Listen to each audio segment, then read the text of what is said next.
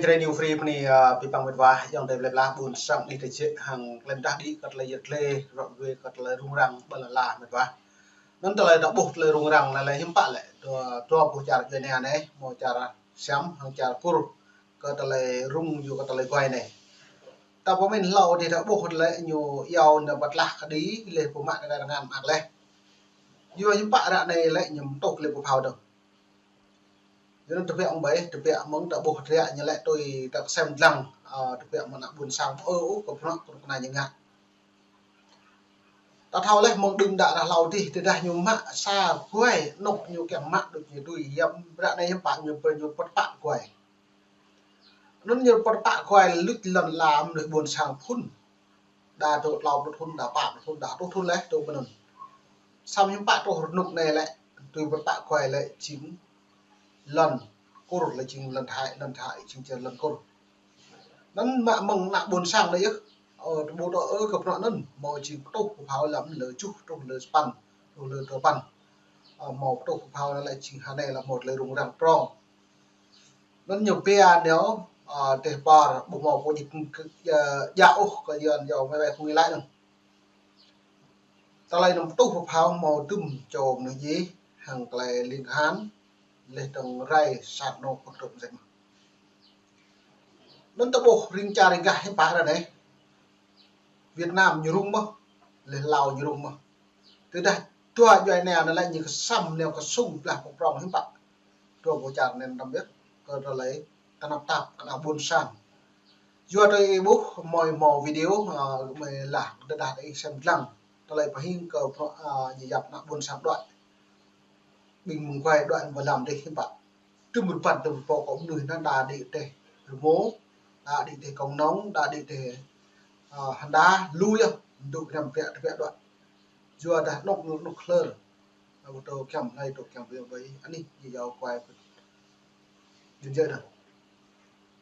lên trong nhờ yap anh đi đồ dị hàng này lại màu ray này đồ phục vịt lại được dị Trung Quốc hàng tới Campuchia cho nên vừa kết lại ta bột này pi bằng rõ hàng rẻ được ba nên mày mò sao video để xem làm bật lon này còn lại bột đây này khu vực nơi mỗi quyết định đều mang giá trị vượt xa tầm một cửa khẩu hay một tuyến đường mòn. Nhưng để hiểu vì sao một quốc gia lại triển khai công cụ giám sát dày đặc đến vậy, cần nhìn về nguyên nhân sâu hơn, nguyên nhân đến từ chính Campuchia. Trong nhiều tháng, Thái Lan đã đóng chặt biên giới sau hàng loạt sự cố,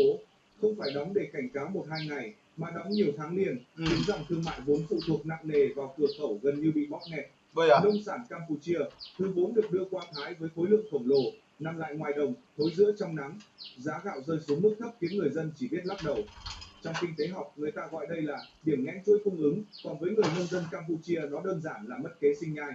Bị chặn cửa phía Tây, Campuchia bắt buộc phải tìm lối đi khác, và lối đi đó là Lào và Việt Nam. Hàng hóa muốn sang Thái hoặc đi tiếp sang nước thứ ba, buộc phải vòng qua lãnh thổ hai nước này. Doanh thu thương mại biên giới của Việt Nam và Lào, theo thống kê từ Thái Lan, tăng 20 đến 35% một mức tăng, khiến hai bên mỉm cười nhưng không dám cười lớn. Bởi lẽ ai cũng hiểu, nguồn thu này chỉ là tạm bợ. Chỉ cần Thái Lan mở cửa khẩu trở lại, dòng hàng sẽ lập tức chảy ngược và có.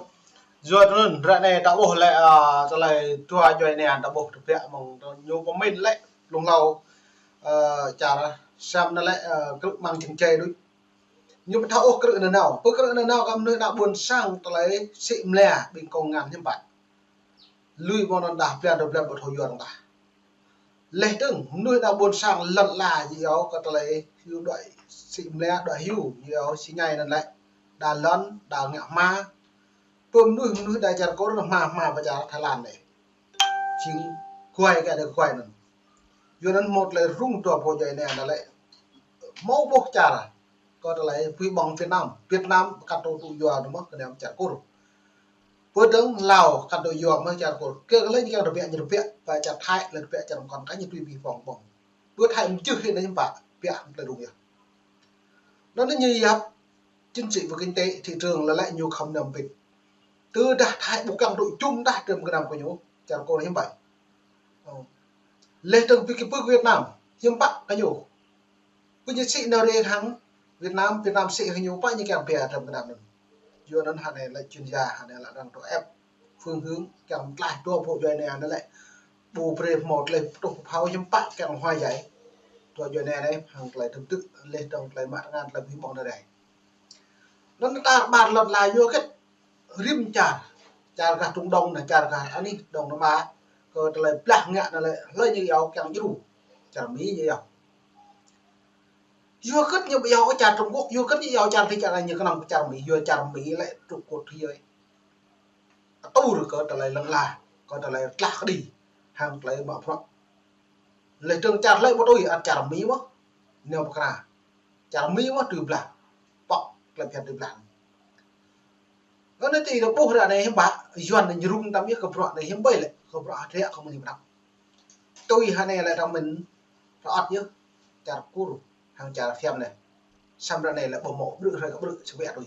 lên trong nuôi buồn sang hàng này rung ai tâm chứ còn lại còn ngăn lại nơi độ hàng lại bỏ hoạn căn dập được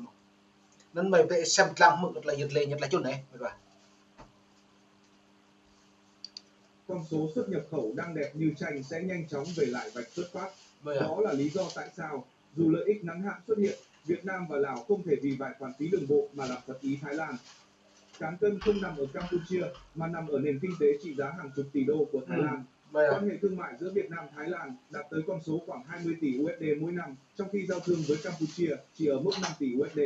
Một chênh lệch đủ lớn để bất kỳ quốc gia nào cũng hiểu đâu mới là ưu tiên chiến lược. Và cũng từ lý do đó, việc siết chặt cửa khẩu, triển khai quân đội và UAV của Việt Nam và Lào mang theo hai tầng ý nghĩa song song. Tầng thứ nhất, đảm bảo an ninh biên giới, ngăn buôn lậu và quản lý dòng hàng từ Campuchia một cách chặt chẽ. Tầng thứ hai, gửi tín hiệu rõ ràng đến Thái Lan rằng Việt Nam tôn trọng luật chơi, không mở cửa cho hàng hóa Campuchia đi tắt, không dùng vòng phá vỡ chính sách. Trong cái năm Campuchia đồng ấy. Hài hước nhẹ nhàng có thể nảy ra từ chính sự trùng hợp của thời cuộc.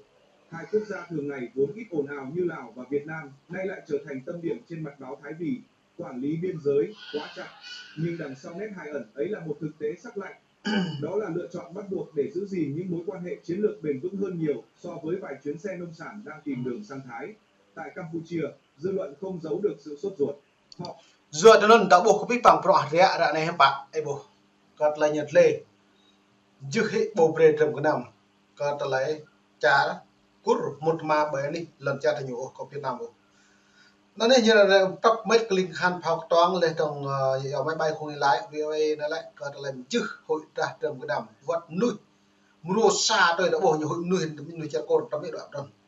tôi ít lăng bằng TikTok và đảm bằng WeChat lên trong mang Telegram hàng làm trả nạ buồn sang như rụng mai năm biết nhiều lệ ra một lại là pro lên thay xung lại nhiều nhóm bạn nạ buồn sang như đợi bút pi vào Việt Nam giờ Việt Nam hàng ta nhiều dòng đời đời lại như phải hẹp đút như lại bộ đội chung đừng nợ sao mang non như mò đội chung này lên trường lại phải hẹp tôi nhiều hiếm bạn công sản này lại nhớ hướng bởi anh đi lần trả Thái Lan mà ngàn hàng nhiều như vậy còn lại xịn nè còn ngàn hàng Thái một cô một càng ta đừng đã là lâu đây như lên cô dòng trời nhiều lên trường học ra chưa học mỹ học mà đôi chuyện này xong trôi này những bộ này nhiều ngàn nắm chặt của bộ càng được chung nữa lên trường pan cái chặt hai trong bao nhiêu rồi rồi nó lại tung lùm ấy bộ lại tình trả để dọn để thầu lên nó mới phải mức thật là dịch lên nhiều mà pan sẽ Thái hàng Lào càng lấy phi bằng đầy đủ họ cần một cửa thoát, một hướng xuất khẩu mới, một đối tác bù đắp thiệt hại từ biên giới bị phong tỏa. Nhưng bản chất chính trị thực dụng của khu vực không vận hành theo niềm mong đợi ấy, không có quyền anh em trong những quyết định liên quan đến thị trường trị giá hàng tỷ đô la Mỹ. Các quốc gia chọn điều có lợi nhất cho mình và điều lợi nhất với Việt Nam chính là sự ổn định và mối quan hệ lâu dài với Thái Lan. Khi ghép các mảnh lại, có thể thấy toàn bộ bức tranh hiện lên cực kỳ mạch lạc. Thái Lan xếp Campuchia, Campuchia tìm đường vòng, Lào và Việt Nam trở thành tuyến thay thế, nhưng tuyến thay thế đó phải được kiểm soát, không để Thái Lan hiểu sai thiện chí. Và vì vậy, UAV xuất hiện, quân đội được triển khai, biên giới được soi kỹ hơn cả soi hành lý tại sân bay. Câu chuyện trở nên phức tạp hơn khi các chuyên gia chỉ ra rằng Campuchia đang rơi vào một thế kẹt mà ngay cả những người lạc quan nhất ở Phnom Penh cũng khó tìm lối ra. Một bên là Thái Lan nền kinh tế mạnh, kiểm soát cửa ngõ lớn nhất cho hàng hóa Campuchia. Một bên là hai láng giềng Lào và Việt Nam nơi có thể giúp Campuchia thở khi biên giới phía Tây bị đóng nhưng lại không thể mở rộng đến mức khiến Bangkok hiểu lầm. Đây là dạng thế cờ mạnh chỗ lôm Bangkok cái này chính xác từng ly. Chỉ cần nghiêng sang bên nào một chút, hậu quả kinh tế có thể trở nên khó lường. Lý do rất đơn giản, tỷ trọng kinh tế không đứng về phía Campuchia. Ok, pani bibang yang robun sang emo lah kat la yetle wa we hanai la kong san ha Vietnam hanai la chu lom ai nam yek chat hai ke le tong yo kan hai thau chim le duyên nó nhiều keng bộ keng đội chung còn lần chả không chịu nó một lại phim pro đặc biệt bị bằng với vài xem lang lại gặp nít một comment đúng lại rung là ni ta ba là